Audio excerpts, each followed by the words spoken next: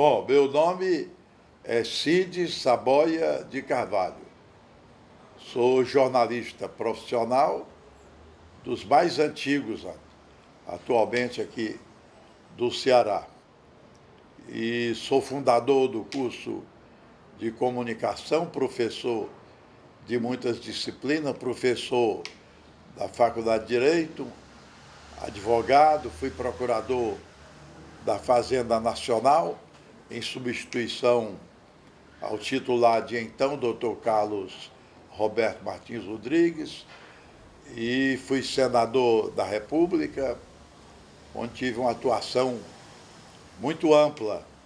Atualmente eu faço rádio e televisão, comento em rádio e televisão, advogo, vou morrer advogando, tenho escritório de advocacia, ou com outros advogados auxiliares, mas na verdade nunca vou deixar de advogar. E minha alma é de comunicação, de comunicador, cronista esportivo. Eu devo dizer que sou, no momento, talvez o cronista esportivo mais antigo, ou dos mais antigos. Não sei quem é mais antigo do que eu. Não saberia dizer. Porque os que parecem mais antigos são depois de mim. Eu comecei em imprensa em 1947, na fundação do Diário do Povo, quando eu tinha 12 anos de idade. De lá até aqui nunca parei. Eu participei do Diário do Povo, do Correio do Ceará, do Povo, da Tribuna do Ceará durante muitos anos. Eu fui colunista e articulista da Tribuna do Ceará, até fechar, até quando o jornal encerrou suas atividades. Sou fundador da TV Uirapuru, que hoje é a TV Cidade. Sou o servidor mais antigo da TV Cidade. O número 1 sou eu. E sou fundador da PCDEC, dos primeiros sócios da PCDEC, que é a Associação dos Cronistas, sou eu. E sou também uma pessoa de muita atividade na crônica esportiva. Eu comentei futebol durante mais de 20 anos, comentei futebol no rádio, né? Comentei futebol no rádio durante mais de 20 anos, fazendo jogos quarta-feira, quinta, sábado, domingo, viajando, enfrentando dificuldades de transmissão, transmissões românticas de cadeias enormes para o som. Poder chegar aqui ao Ceará, transmitir em quase todos os grandes estádios daquela época, é uma vida muito agitada. E estou às ordens de vocês para qualquer pergunta. Faz muito tempo. O senhor começou como cronista esportivo em que rádio? Em que emissora? O Irapuru. E rádio, o Irapuru. Jornal Diário do Povo. Isso por volta de a década de 60 ou 50? Não, década... Eu ingressei na Rádio Irapuru, ela tinha acabado de ser fundada. A Irapuru foi uma rádio muito interessante, porque ela requisitou o pessoal dela, a sua equipe, das redações dos jornais. Então, os jornalistas da época, em grande quantidade, como Edmundo Vitoriano, que foi da Rádio Iracema, chegou a estar na Irapuru, o Arabá Matos, que era da Gazeta, Edgar Costa, que era do Democrata, e o pessoal que era de Colombo Sá, que era do Unitário e do Correio. Então, todo mundo foi para o Irapuru para formar aquela grande equipe, jornalistas. E eu era do Diário do Povo, fui para lá também. Como era a atividade dessa equipe esportiva? Tinha programas diários? Ah, tinha. o esporte, a Rádio Irapuru, ela tinha até uma denominação, a Casa do Esporte. Então, a Irapuru era uma equipe de primeiro mundo, que hoje as emissoras não têm mais. Eu posso descrever para você. A Irapuru, ela tinha os melhores narradores esportivos. Quando eu cheguei lá, como jornalista, eu não era locutor. Eu me tornei locutor depois. Então, a Irapuru tinha o Jaime Rodrigues, que já vinha de outras emissoras, tinha o Ivan Lima, que vinha da Bahia, tudo narrador esportivo. Tinha o Maurício Carvalho, que era daqui, tinha o Palmeira Guimarães, que era do Rio de Janeiro, deixa eu me lembrar mais, e o Zé Cabral, que também era do Rio de Janeiro. Esses eram os narradores do meu tempo, quando eu cheguei lá, para trabalhar lá. Eu fui ser redator. Então, lá, quando eu cheguei, já existiam os melhores cronistas esportivos, que vinham de outras emissoras e de outros jornais. Então, lá era o Alfredo Sampaio, que era chamado Enciclopédia do Esporte Cearense, era o Afrânio Peixoto, que vinha dos Diários Associados, o Edgar Costa, que vinha do Democrata e era do jornal O Povo e da Irapuru. Muita gente lá era do jornal e de lá, entendeu? A pessoa vinha do jornal, não deixava o jornal, não. Tinha um emprego no jornal e lá. E nesse tempo, então, os programas eram assim. Primeiras do esporte, que era logo de manhã cedo. Ao meio-dia havia um comentário esportivo que eu fazia, e um comentário em torno do meu nome mesmo. Antes devia ser outra pessoa, meses antes. Pois bem, e mais tarde tinha um programa esportivo dentro da Hora da Notícia. A Hora da Notícia era um programa meu, Antenas Rotativas, era um programa de esporte, um programa político e um programa policial, cada qual com 15 minutos. Então isso dava 1 hora. Esses programas dos esportes e os outros tinham por trás uma equipe de redação?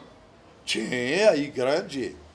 Hoje é tudo improvisado, mas hoje tem os repórteres que falam improvisando, ou se escreverem, eles vão apresentar falado. Mas antigamente o jornal era paginado. Havia umas pastas em que, por exemplo, o jornal Antenas e Rotativas era produzido, né? Era todo escrito, produzido, dentro de uma técnica que não podia variar muito, não. Era que, quando, onde, como, porque a notícia tinha que atender a todos esses itens. E eu comentava as notícias, que era o forte do programa. Era o comentário à notícia.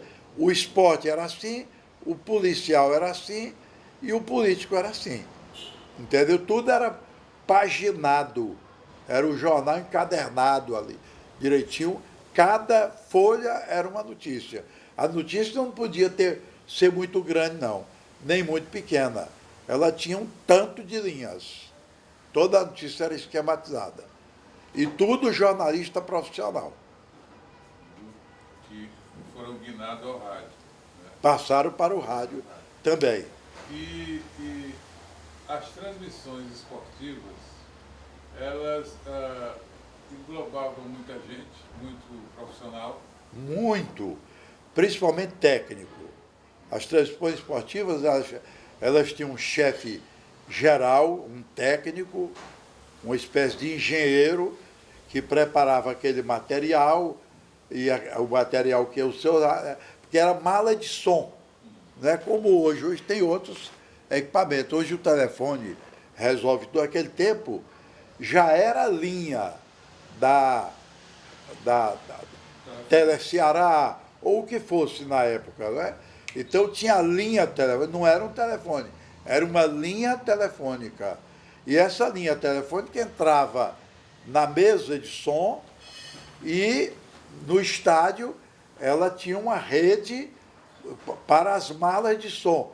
Cada profissional tinha sua mala de som e um operador. Cada mala de som tinha um operador e um profissional da voz. Por exemplo, uma transmissão esportiva nossa tinha o pista do lado direito, o pista do lado esquerdo, um pista no meio, um repórter volante, que é aquele que entrava em campo para entrevistar os jogadores. Lá na cabine tinha o locutor, o reserva do locutor, o comentarista e o reserva do comentarista. E o técnico da cabine. Era complicado. Era muito complicado. Era. Era um batalhão. Era. Por exemplo, na Rádio Irapuru, se o locutor tivesse uma enfermidade, tivesse uma coisa, outro entrava, tinha um outro lá.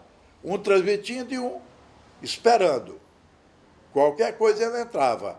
Esse que esperava transmitia no outro dia.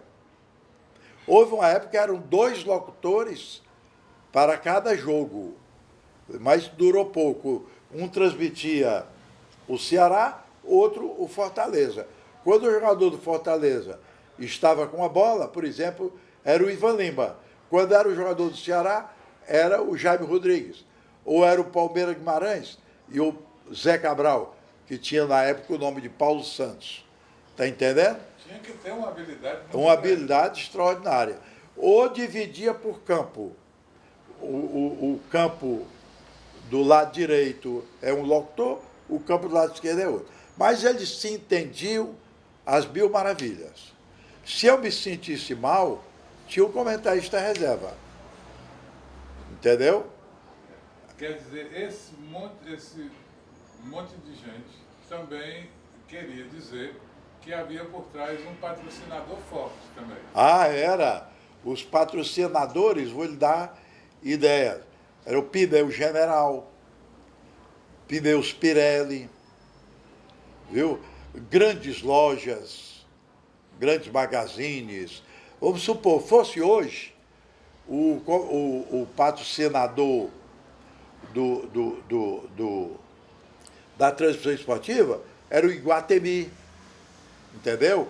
Ou era a Philips, digamos, a Honda, Toyota, os patrocinadores eram pesados. O rádio quase que não trabalhava com o varejo, né? Não, era só firma de alto prestígio, Pneus General, vão longe para fazer amigos. Eu gravei muita publicidade para a Pirelli e fiz muita publicidade da Pirelli e de muitos produtos, porque o nosso diretor, o dono da emissora, morava no Rio. E era ele que agenciava esse patrocínio. Por exemplo, Bradesco, que na época não era uma potência como hoje, mas o Laudo Natel, que era o presidente do Bradesco, era o governador de São Paulo em certa época, presidente do São Paulo, ele tinha parte no patrocínio da Rádio Irapuru. Entendeu? Eram pesados. Eram patrocinadores, grandes patrocinadores. Isso. Só fechar essa porta aqui.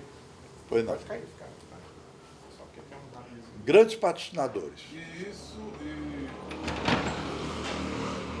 Obrigado. E isso propiciava também que a equipe viajasse com os times quando eles saíam daqui. Viajava, nós viajávamos. Se o Fortaleza fosse jogar em São Paulo, a equipe ia, não ia completa, mas ia alguns. Por exemplo, o comentarista, um locutor, 2 pistas e saíam. Quando fazia essa transmissão fora, naturalmente que recebia a ajuda das emissoras locais. Havia estreita relação entre as emissoras de rádio para transmitir. Porque na época não havia Embratel, essas coisas. Então nós transmitíamos através das emissoras. Por exemplo, eu ia transmitir em Sergipe, um exemplo, que era muito atribulado transmitir em Sergipe. Então não tinha como. Então nós tínhamos um rádio amador que nos cedia o equipamento. Esse equipamento dele era sintonizado na Bahia, pela Rádio Excelsior da Bahia, não é? Ela processava esse som, jogava em onda curta, onde a sintonia era mais perfeita, e essa onda curta era captada aqui e posta no ar em onda média. Era. E assim, por exemplo, muitas vezes nós nos valíamos de emissora de Pernambuco para transmitir aqui, emissora da Bahia, emissora do Rio, elas transmitiam conosco. Bom, o futebol é uma coisa de emoção, né? Naturalmente se convivia muito com a emoção e com as rixas. Como era, por exemplo, essa transmissão fora? Alguns lugares eram menos agradáveis para se transmitir? Olha, você transmitir em Campina Grande, por exemplo, na Paraíba, era perigoso, porque havia, já na época não era torcida organizada, mas os paraibanos, durante a emoção do jogo, antes, durante e um pouco depois, eles eram inimigos dos cearenses, eram inimigos, não é? Então, era esquisito. Uma vez eu fui transmitir um jogo América e 13, em Campina Grande, e eu era o comentarista, e não me lembro se o locutor era o Júlio Salles. Então, diante da minha cabine, um cidadão de paletó e gravata, durante um homem raquítico, sacou de uma arma e passou a atirar nas paredes da cabine. Não estava atirando em mim. Mas só que nós viajávamos prevenidos. Também estávamos armados. Então ele deu 6 tiros na cabine, quebrou a parede, tal, em Campina Grande. Quando ele terminou, eu peguei o meu revólver e disse, agora sou eu. Aí ele entrou em pânico e correu. Deu 6 tiros. Ele não queria matar ninguém, não, mas queria fazer o terror, entendeu? Então isso era comum. Por exemplo, transmitir no Rio Grande do Norte, por causa do tipo de campo, era difícil, porque havia muita animosidade entre os times e terminava contra a imprensa, o rádio, a gente que ia transmitir. Até basquete era complicado, até transmitir basquete. Eu peguei cenas de violência viajando com a delegação do Náutico, o tempo do Licito, o Cunha, e Bebeto e tal. Tinha brigas homéricas dentro de campo, das quadras, porque o Náutico ganhava. Mas aqui, por exemplo, no Presidente Vargas, eu me lembro que as torcidas eram mais amigas, não? Não, aqui houve uma época em que os torcedores tinham fraternidade entre si. Por exemplo, o torcedor do Ceará ia com o torcedor do Fortaleza para o jogo. E eles faziam muita roda diante das cabines. Quem torcia Ceará ficava na frente da cabine da Dragão do Mar, que era o Paulino Rocha. E os do Fortaleza ficavam na frente da minha cabine. Então tinha dia que tinha mais gente na minha, tinha dia que tinha mais gente na dele, e isso era um medidor de audiência das equipes, está entendendo? Agora, não havia violência como hoje, mas o centro, a gente estava comentando, o centro jogava uma lata de refrigerante, podia jogar uma pedra na cabine, eu não me lembro de pedra, mas lata de refrigerante, jogaram na minha cabine. Eu comentando, né? Tinha uma certa violência. Mas nós reagíamos, porque se não reagisse, a coisa degenerava, né? Tinha sempre um para reprimir. Então, fora é que era o problema. Por exemplo, se você fosse transmitir no Maracanã, não tinha problema, não é?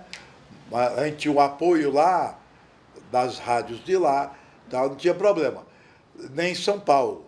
Mas transmitir no Rio Grande do Norte, como os estádios eram pobres, aconteciam episódios que a gente tinha que transmitir da margem do campo. Entendeu? Aquela mala de som transmitindo da margem de campo para uma emissora de lá, para a emissora jogar o som para cá, em onda curta. Ou uma linha da Western, você lembra da Western? O cabo submarino, nós transmitíamos também pelo cabo submarino. Entendeu? Outra rixa grande também era nós com Pernambuco, né? Pernambuco era o despeito dos próprios cronistas. Inclusive porque em Pernambuco tinha muito cronista que daqui foi para lá. Por exemplo, Barbosa Filho era um maranhense que trabalhou muito tempo no Rádio Cearense, transmissão esportiva. Foi para lá, lá era amargo conosco. O Ivan Lima foi daqui, foi presidente da associação do rádio aqui, tal, mas quando foi para lá, ficou muito estranho. Depois ele morreu lá. O Zé Santana também, daqui, foi para lá. O Zé Santana era baiano. O Ivan Lima também era baiano. Mas foram trabalhar em Pernambuco. Eram nossos amigos. Mas nos estádios havia aquela, assim, um pouco de ciúme das nossas opiniões. Por exemplo, quando a gente ia comentar, ficava aquela turma prestando atenção, né? O que é que nós dizíamos dos jogadores de lá, entendeu? Eles ficavam apreensivos. Tinha uma animosidade muito grande entre jornais, eles eram despeitados com o Povo, com o Unitário, com o Correio do Ceará, com a Gazeta, entendeu? Mas não chegava a violência. Mas essa animosidade era notadamente durante o jogo, né? Mais durante o jogo. E durante também um ponto de vista muito grande, quando nós éramos convidados para dar entrevista, para participar de programa esportivo, tinha sempre um querendo derrubar. Era interessante. Tinha uma espécie de ciúme. Eu chamaria de ciúme, uma competitividade entre a qualidade do rádio e da imprensa. Havia uma certa competitividade entre Pernambuco e Ceará. Mas não inimizade, porque todos nós éramos amigos. Isso é que é interessante. Isso é que é legal. Inclusive o que eu estou dizendo, gente de lá que vinha para cá, daqui que ia para lá, entendeu? E dentro do próprio campo, isso acontecia também, eu me lembro, né, eu acompanhei o futebol na década de 60, 70, até 70, essa rixa também havia dentro de campo com aquele célebre time do Náutico. Era, porque tinha o Náutico, que era um time assim de príncipes. Era o Ivan, era o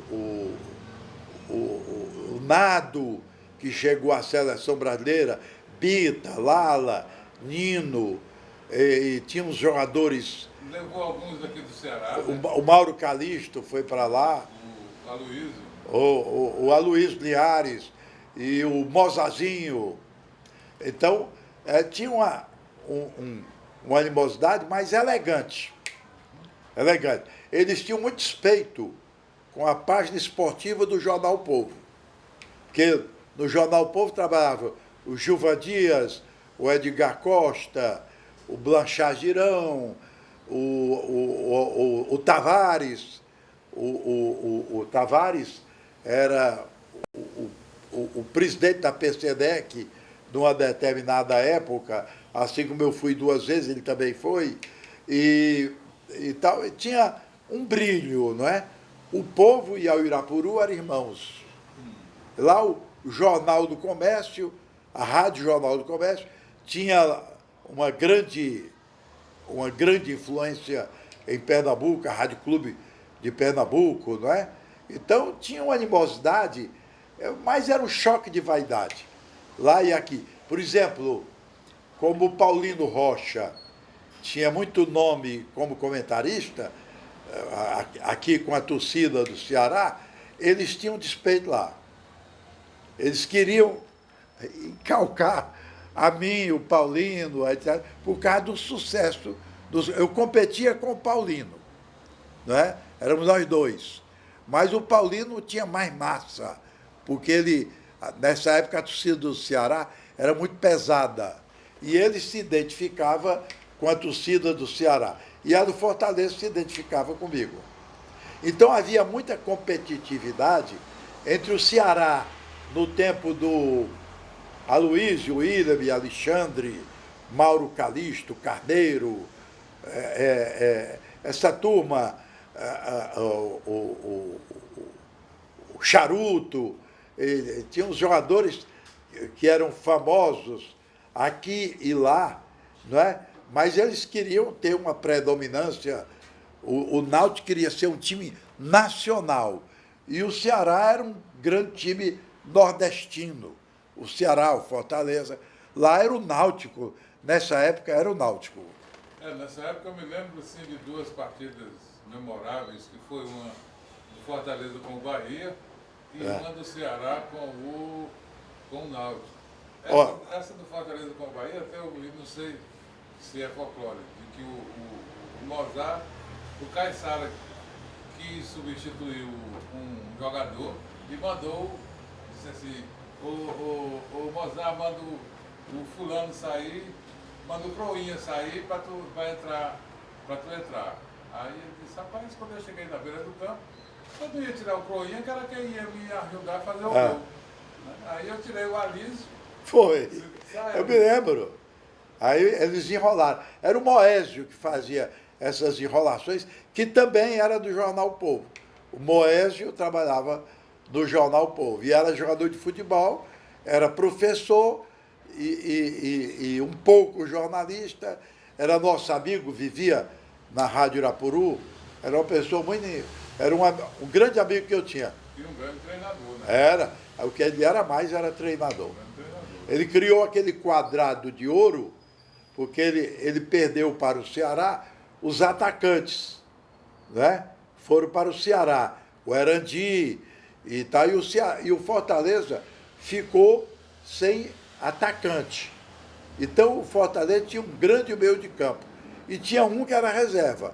Tinha o Zé Carlos, o Chinesinho, o Lucinho, Chinesinho... O Joãozinho. Não era o Joãozinho. Hamilton Melo. Tinha o Hamilton Melo, o Lucinho, o Joãozinho e o Zé Carlos. Tinha que sobrar um, porque meio de campo só se fazia com 3.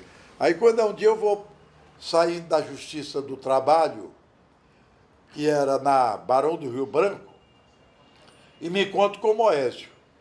Aí o Moésio disse, eu estou precisando da sua inteligência, como é que eu vou me sair dessa? Ele era o técnico do Fortaleza. Aí começamos a conversar. Eu digo, rapaz, você é ousado e inteligente. Então faça o seguinte, você deixe de tirar um, bote os 4. E dos 4, sempre um vai subir e os outros vão ficar, cada qual, na sua função, e um sempre subirá, revezando para confundir a defesa adversária. Ele disse, eu já pensei nisso e tal, eu vou fazer. E fez, e virou o famoso quadrado de ouro, que não tinha quem ganhasse do Fortaleza, porque ele perdeu o Nado, perdeu o Erandi, perdeu o Serginho Amizade, né? Como nós chamávamos, mas em compensação o Fortaleza definiu o quadrado de ouro, que era uma coisa imbatível, não é? Isso aí, O Moésio era inteligentíssimo para bolar isso, bolou e foi um sucesso. Mas ele gostava de ouvir opinião. E quando a opinião coincidia com a dele, aí ele vibrava. Né?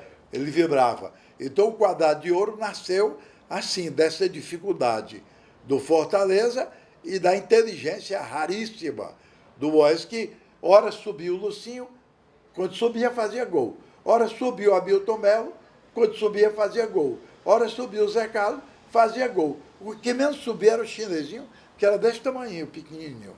Mas subia também. Graças do calor do ar, né? Era. Quer dizer, hoje eu acompanho pouco o futebol, não tanto quanto antes, mas Sei. eu noto que uma definição minha. Eu acho que hoje os treinadores querem ser mais do que os jogadores. Eles querem, e na verdade os técnicos como o França, não é? O Ivonísio Mosca, eles eram técnicos, vou dizer aqui para você, não sei se alguém já lhe disse, porque eles mexiam no ego dos jogadores. Na verdade, eles eram grandes psicólogos, notadamente o Ivonísio. Ivonísio não entendia de futebol como parecia entender. O que ele entendia era do ser humano. E ele mexia nos brios dos jogadores, fosse do Ferroviário, fosse do Ceará. Ele conseguiu armar o Ferroviário de uma maneira extraordinária e ser campeão pelo Ferroviário. Mas ele não era um entendedor de futebol, ele era um entendedor de pessoas. Todos eles eram assim. Quando via um entendedor de futebol, não dava certo, não. Dava certo era o Tatrai, que era um húngaro, né? Era um húngaro que veio para cá e que tinha muita noção de como manejar o ser humano, o jogador de futebol. Então, aquilo ele sabia despertar num jogador a sua vaidade, o seu amor próprio e tal. Ele inventava história. Eu vi na Praça Ferreira que disseram que você tinha medo do fulano. Tal. Aí você diz, eu não tenho medo de ninguém. Eu vou mostrar. E tá pronto. É que eu acho que hoje eles não mexem com isso. Não. Eles até prejudicam, eu acho, ao jogador. Porque alguns... Querem inventar sistemas, e não existem. Rigorosamente, esses sistemas são fantasias. E obrigar o jogador a fazer o que ele determina. Né? Saiu da risca, mesmo que tenha feito o gol, o técnico não gosta. Faz isso em detrimento à arte. Né? Ao jogo verdadeiro. O Feola foi técnico da seleção brasileira do jeito que eu estou lhe dizendo. Ele fazia dormir no banco. E, no entanto, sabia mexer com Garrincha, com o menino Pelé. Né? Ele sabia inflamar a pessoa. E os jogadores tinham muita confabulação no tempo do Feola, do Aimoré Moreira, do próprio Flávio Costa. Professor,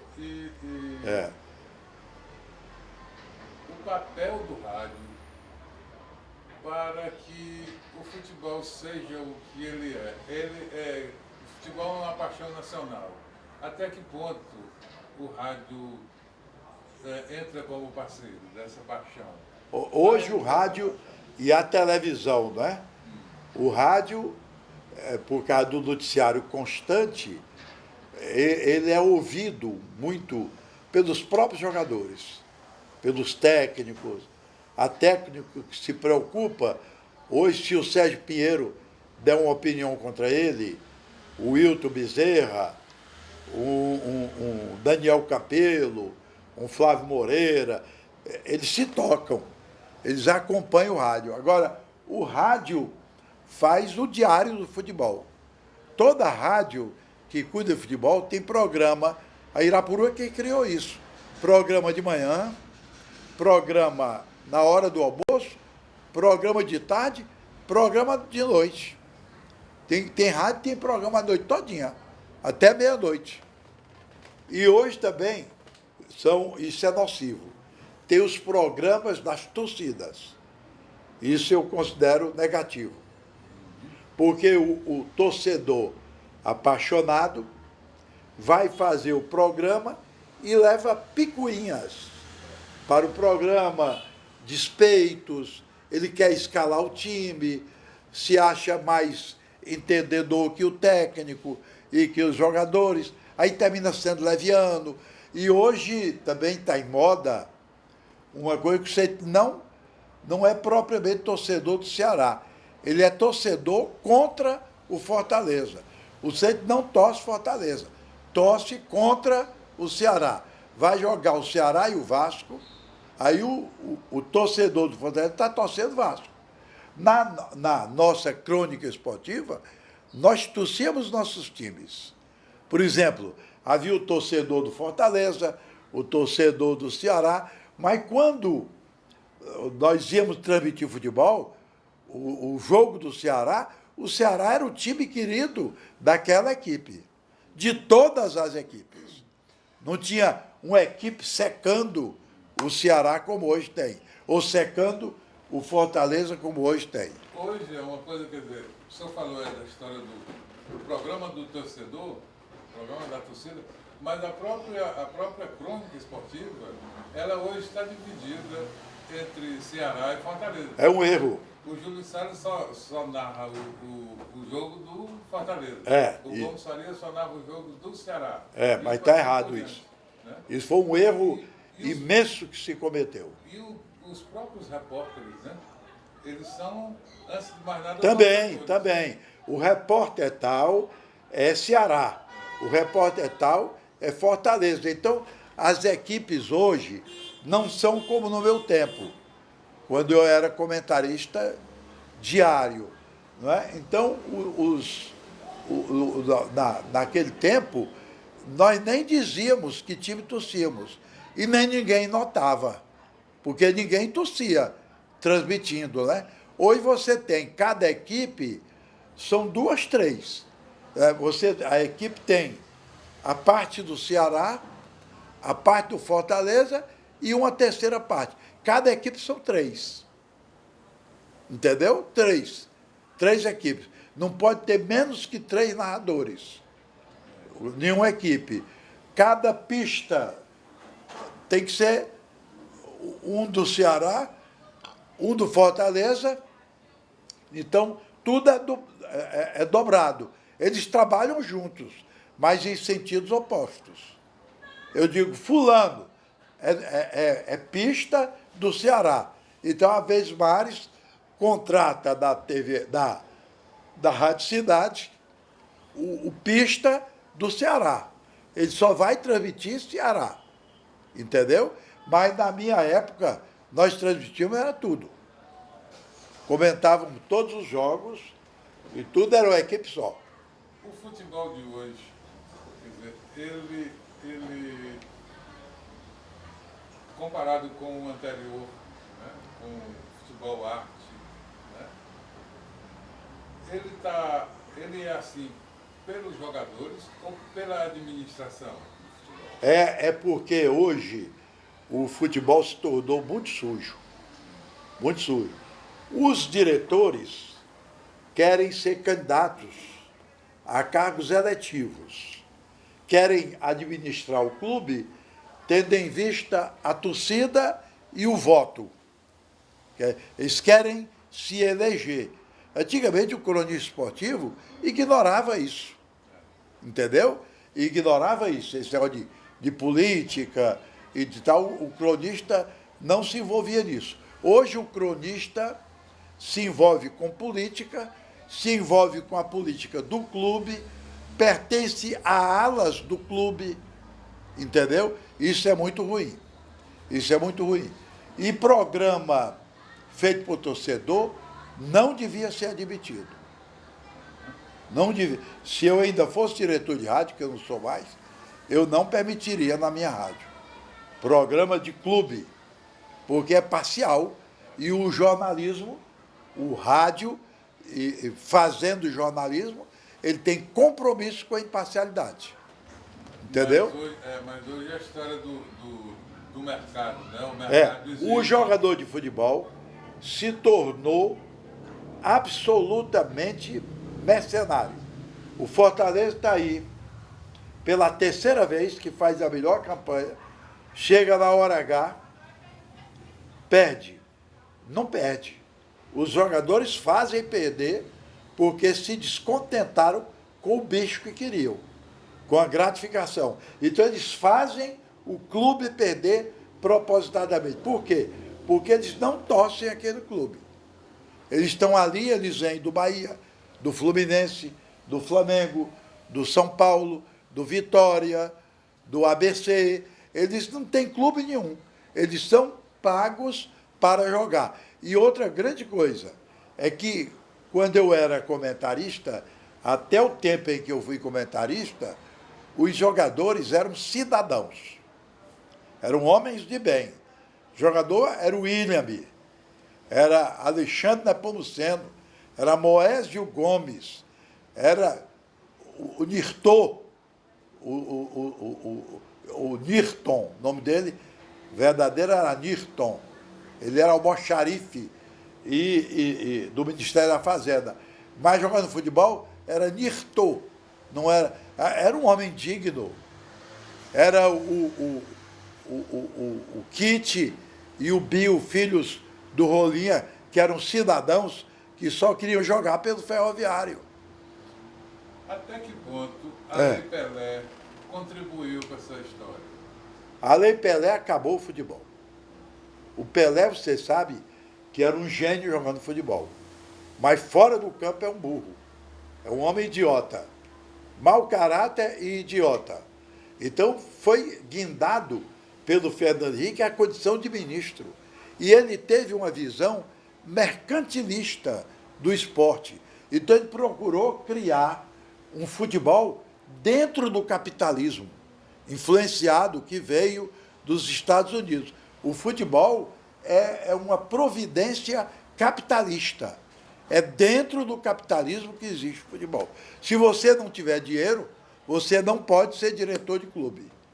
Se o clube não puder pagar, ele não pode ter jogador. Mesmo que o jogador seja feito nas suas escolinhas. Entendeu? Então, a Lei Pelé mercantilizou as relações do jogador com os clubes e criou uma parceria indigesta. O mundo do crime chegou ao futebol através dos empresários. Os empresários quase sempre são criminosos. Então, eles confabulam, são estelionatários, querem aplicar o estelionato num clube, no outro, depois no próprio jogador. Então, o jogador é uma pessoa abençoada por Deus. O Neymar é um filho de Deus. É uma coisa sobrenatural. Mas quem ganha dinheiro, graças a Deus, é o pai dele, que é o empresário dele. Professor, eu ficaria até mais tarde. Pronto. Ouvindo, porque é muito gostoso. Mas o seu tempo também é precioso. Muito obrigado. Pronto, às suas ordens. Quando quiser, eu sei muito da crônica esportiva, porque eu fui presidente da nossa... Eu venho desde a Associação dos Cronistas, então eu saberia dizer a você, até os narradores de cada rádio, em cada época e tal, as características. A história do rádio é uma lindeza. Grandes cidadãos foram do rádio e ainda são, né? Mas hoje o futebol está no submundo. Esse aqui é o grande problema. Bom, pode ser que a gente vê. Depois, quando quiser, nós estamos soltando.